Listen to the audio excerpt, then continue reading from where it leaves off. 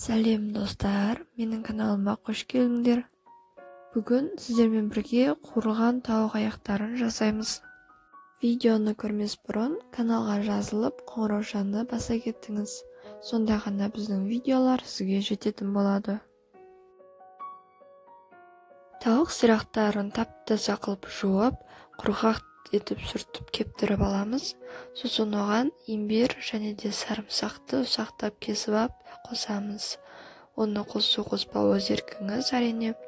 Және де соя тұздығынан 2 қасық қосамыз. Сосын әртүрлі дәмдеуіштер қосамыз. Мен қара бұрыш ұнтағын және ащы бұрыш ұнтағын қостым.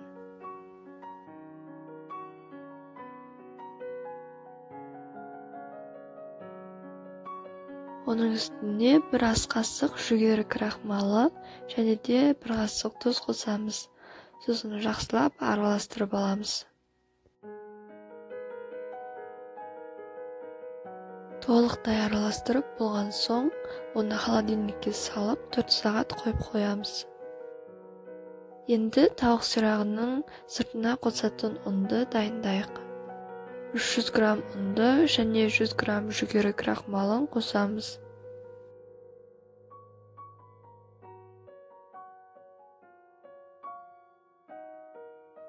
Үстіне кішкене қара бұрыш ұнтағын себеміз. Және де 5 грамм сода қосамыз.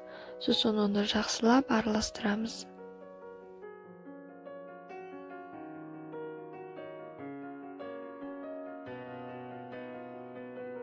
Ұнымыз, тауығымыз бәрі дайын болды.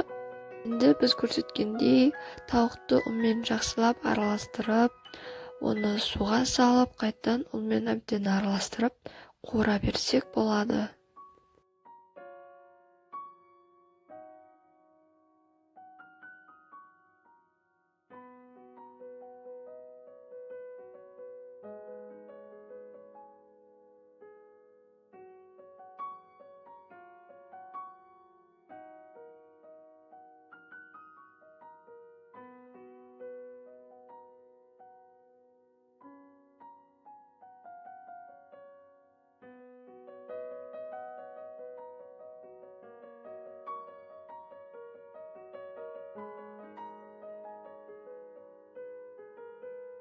Енді тауық сирақтарын қазанға салып, 8 минут пен 10 минут арасында баяу отпен қуырамыз.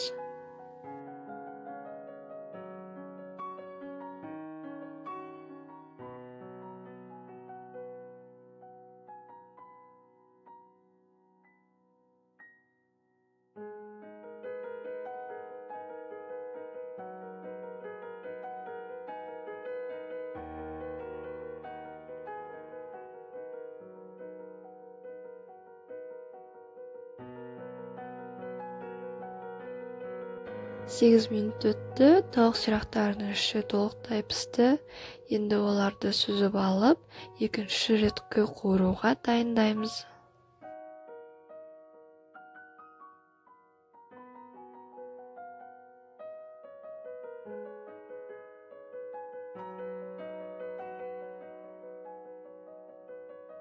Екінші рет қуырмай тұрып, майды тазалап, ішіндегі заттардың бәрін сүзіп аламыз.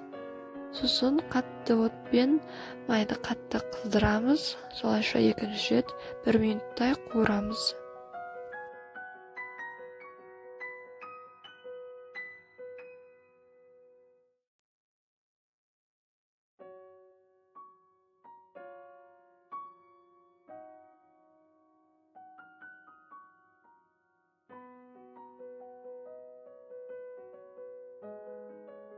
Міне біздің тауық сирақтарымыз қуырылып болды.